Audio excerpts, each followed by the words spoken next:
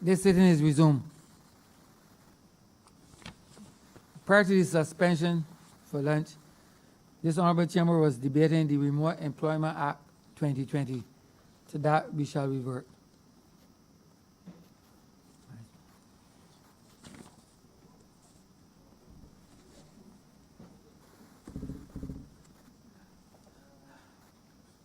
Honourable Member for St. James Central. Thank you very much, Mr. Speaker, sir. Mr. Speaker, I rise to make a very brief contribution to this debate. I think that the Honourable Prime Minister who piloted this bill has done so very fulsomely and appropriately. I believe, sir, that the point of departure probably, from my perspective, ought to be that we are faced with some realities with regard to where the tourism sector is in the immediate aftermath. I say aftermath, but we are still obviously confronting the COVID-19 assault on the country. But in the aftermath of the reopening exercise. And it is perhaps useful to remind this House that the financing of not only the Barbados Tourism Marketing Incorporated, but also the philosophical thinking of the government from as far back as June, I believe it was either the 11th or 12th, in a budget that was presented some 3 weeks after we became the government. We indicated that we would shift the funding, not only of the tourism sector, but the raising of revenue off of the backs of an already burdened Barbadian public, and to share substantially that revenue-raising process with the visiting community.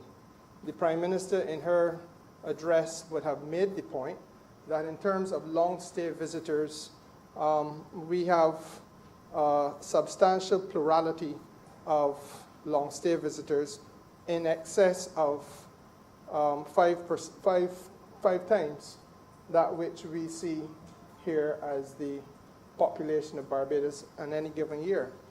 And the reality is, Mr. Speaker, that the funding of the BTMI and obviously the revenue-raising potential of the government was substantially therefore shifted onto a series of new taxes, the airport departure tax, the hotel room rate levy, the direct tourism services levy.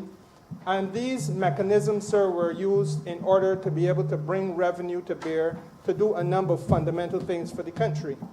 Now, obviously, they were premised on people being in the hotel rooms. If you don't have any people in the hotel room, then it is pointless having a hotel room rate levy, because you're not getting the level of occupancy that one would have imagined at the point of the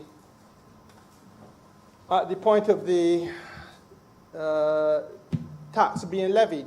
The same principle applies with respect, sir, to the airport departure tax. You do not have the footfall through the airport as a result of the obvious substantial diminution of traffic in the aftermath of cessation of international flights globally, and therefore you're not going to get that revenue-raising opportunity. Same thing with the direct tourism services levy, because most of the attractions against which that levy would have been raised are still either closed or in the early stages of reopening. And therefore, sir, the revenue that it takes to run the country becomes an issue. Now, I think that I want to begin there because it is very important for us to get a few things right, and this is perhaps an excellent opportunity to do that. I have said repeatedly in this House, well, in this Parliament, not in this House because physically we are located elsewhere to where I said it before, but that the issue for us, unfortunately, has become for a long time a repetitive story about numbers. How many arrivals came from which jurisdiction? How many arrivals came from this source market or the next source market? and that really is a mistaken type of approach to the calculation of the advantages and benefits of this critical sector that we call the tourism sector. Because, sir, really it is not necessarily only about numbers arriving, but rather it is about the spend, the dollar spend, that which the country benefits from most is not just people having come here, but rather the amount of activity commercially that they have generated while they are here. I have made the analogy, sir, of the fact that it is possible for a farmer to have a farm full of cows, but yet still not be seeing a lot of milk. And that we really ought not to be here just to count cow, but we come here to drink milk. An adage with which a popular refrain with which I am sure your worship is very well acquainted. Now, Mr. Speaker, sir, the reality is therefore that once we recognize that there's obviously a knock-on effect in terms of the ability of the government to have the necessary revenue, the receipts, to do the business that government must do in order to ensure the comfort and the sustainability of the livelihoods of the people in this country, then, sir, it is important for us to look at what other options exist. Because, unfortunately, up to the time of COVID-19 striking Barbados, we have to face the reality that while there were obviously other sectors, the main one was the tourism sector. The main driver of the economy was the tourism engine. And we're faced with a situation where not only are we concerned about the receipts that we have, but as the Prime Minister says, it is just simply not likely that a return to traffic as we knew it prior to when we closed our borders in the latter part of March of this year, but not closed our borders, when we stopped international commercial travel in the latter part of March this year, it is not likely that we're going to resume that level of business for a while to come. So then, what then do we do? We don't have a raft of other things to fall back on, so we have to think creatively. And in a real sense, Mr. Speaker, sir, this legislative intervention is a response to that consideration that faced the government. What then do we do? How do we build back tourism receipts or tourism-related receipts and tourism-related spend if we do not have the opportunity or ability to rely on tourism in the context and in the same paradigm and understanding that we traditionally have approached it from?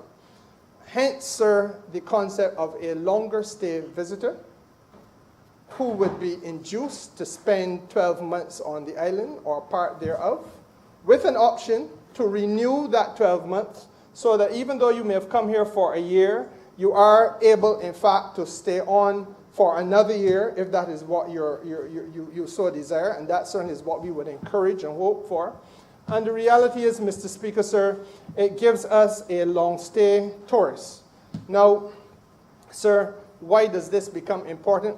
Also, it becomes important from the other end of this debate. We have to recognize, sir, that there are a number of people who, during COVID-19, coming from located in what we would call traditionally our major source markets, Canada, the United States, United Kingdom, for example, who had to ride out the COVID experience in their respective places, their domiciles, by continuing to do some form of work, but away from home, but away from the workplace. Many of them would have done it at home. The concept of working at home, therefore, was nothing new to them. What the reality is in the United States, for example, and let me just focus on that one, because it is a major tourism market for us. We still would want to do business with the United States, but the reality is that for us, in the context, if we view it through the lens only of our traditional approach to tourism, there is a grave difficulty that we have and danger that we have to confront. Right now, the United States is defined by everybody as being a higher risk destination. It simply simply means that we have to be mindful of the fact that, let us look at Florida, where we would have had flights coming from both major carriers out of the United States to Barbados. Florida yesterday would have seen 10,000 new cases. There was a time during the course of last week where on 3 occasions they exceeded 13 or 14,000 new cases. At one point it was 15 or 16,000 new cases a day. This has been a pattern in Florida now for the last few weeks. Obviously, against that backdrop, the idea of just saying we open our doors and welcome visitors who are coming to Barbados from the Florida gateways would be an exercise that was way too risky to be worth its while. Equally, Mr. Speaker, sir, there's fluidity of movement across continental United States, and the reality for us is that we have to factor into the equation that the numbers of new COVID cases on any given day right now exceeds 60,000 people in the United States coming down with this disease, and it therefore is not an easy thing to simply say, let us adhere or accept the overtures of either of the major carriers who would say to us and who have said, in fact, we want to resume with Barbados as quickly as possible. We are prepared to give you 4 flights weekly or 5 flights weekly. Reality is that once one balances the risk, one realizes that, look, you may be getting a large amount of traffic coming through, but you may also be putting your health capacity, the island's capacity to deal with the level of risk beyond that which we can logically and reasonably bear. And so therefore, sir, we have settled on a 1 flight weekly coming out of New York. It is a number that we believe we can manage in the context of the fluidity of movement of people across continental United States, where people can leave extremely high-risk states, where you're seeing 15 and 16,000 new cases a day, and find your way to JFK and to come here. Having said all of that, Mr. Speaker, sir, we are also mindful of the fact that it is a judgment call for every country. There are those in CARICOM who have opened very quickly while we were being slaves to the science. They were interested primarily in being the first to reopen. And there are many who, having reopened, had then, as recently as a couple of days ago, the Bahamas, had to take a decision to close to the United States as a source market. And so therefore, we have proceeded with caution.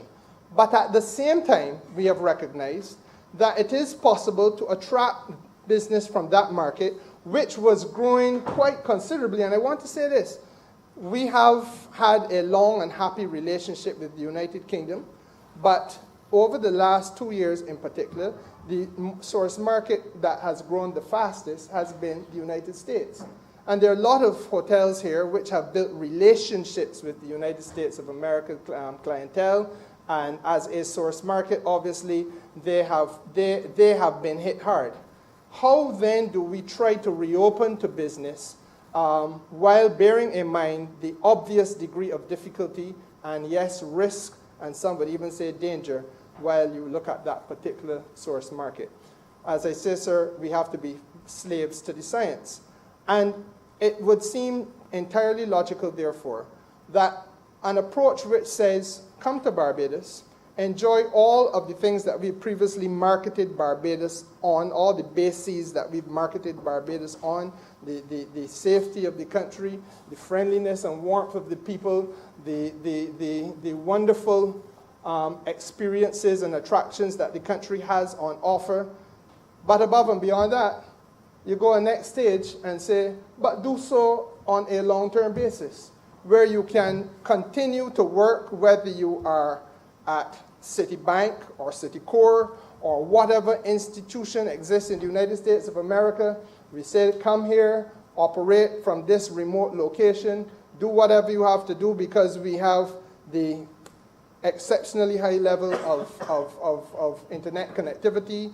We have the exceptionally safe society. We have the exceptional infrastructure. All of the things that you take for granted at home in the United States of America, you will pretty much find here in Barbados, except that you have a lower risk of being afflicted by the COVID-19 pandemic. And it is being managed, I think, far more scientifically than it is being managed elsewhere. And in that regard, sir, it is a proposition that makes good sense. And therefore, I was not at all surprised when we started to see, a week and a half or so ago, this spontaneous outburst of interest by people not only in continental United States but around the world in taking up this offer of a 12-month stamp, welcome stamp, and coming to Barbados. Now, sir, obviously, an expression of interest does not in and of itself automatically translate into a person who is here physically located for 12 months.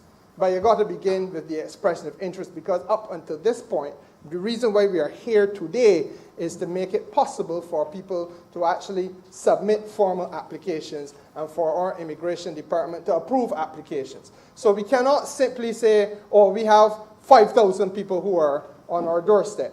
But we know that there's a substantial expression of interest. I also want to say, sir, that I've had to say to a few people that while I appreciate the outburst of interest from influencers and opinion shapers, the Whoopi Goldbergs of this world, you know, for me, Mr. Speaker, sir, what mattered most? What mattered most was that even as that was happening on daytime television and on MSNBC and CNN and all those other outlets, the reality is, Mr. Speaker, sir, that our technical people in the Ministry of Immigration and in the Ministry of Tourism and International Transport and in the Ministry of Health were redoubling their efforts in order to make sure that all I's were dotted and all T's were crossed, and that this novel exercise, which was unprecedented, was being prepared in such a way that we could present it in the shortest possible time in order to give life and opportunity to this excellent avenue that is now before us, sir. And I want to thank those public servants for making us move from concept to practical lived reality in the space of what is really almost a 14-day period, if so much. Now, Mr. Speaker, sir, what is it that we are offering, or what is our target market? We are, Mr. Speaker, looking at a target market that is twofold, really. First of all, we believe that young up-and-coming professionals, whether they be in the media, whether they be